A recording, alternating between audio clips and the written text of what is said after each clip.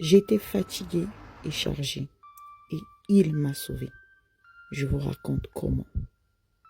Pendant des années, ma voie professionnelle était dans le brouillard.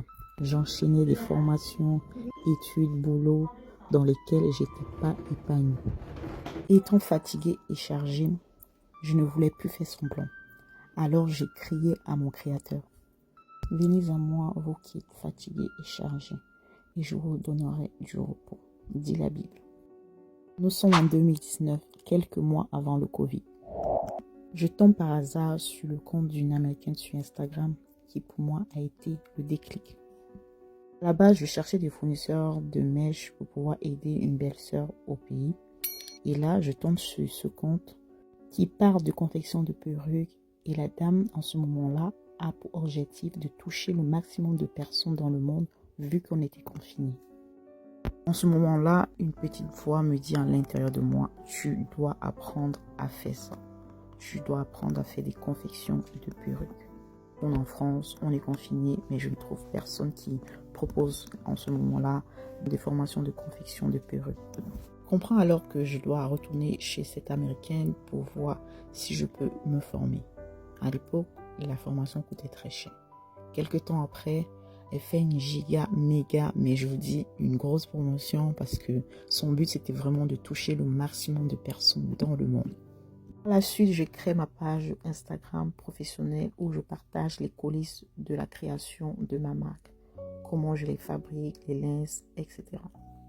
J'ai créé cette marque d'extension capillaire pour mes couronnes, comme j'aime bien vous appeler.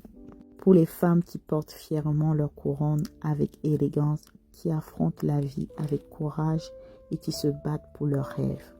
Elle a également pour but de vous faciliter le quotidien en tant que femme, tout en vous embellissant et en vous redonnant confiance en vous. Ribellis, un clin d'œil à mes filles, Richie Berrylis, à qui je veux transmettre ces valeurs.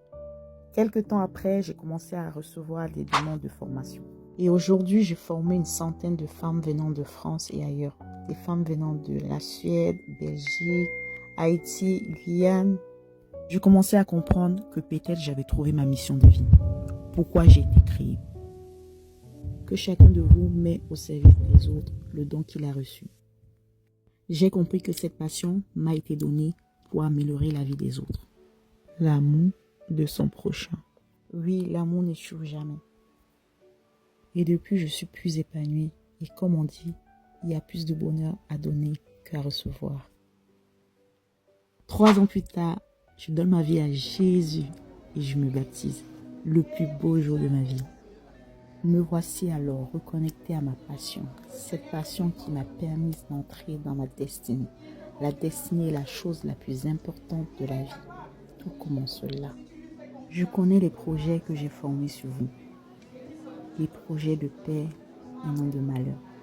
Afin de vous donner un avenir et de l'espérance, dit l'Éternel. Et là, tout se passait bien jusqu'à ce que...